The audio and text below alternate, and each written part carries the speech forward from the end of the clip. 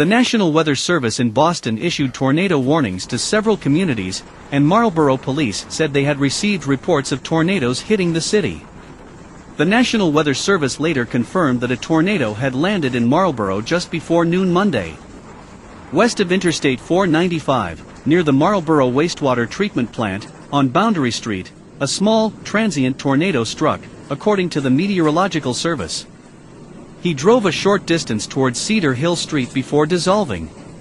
The storm capable of causing a tornado was located over Bolton or near Marlborough, heading north at 20 miles per hour. This storm has a history of small and short tornadoes,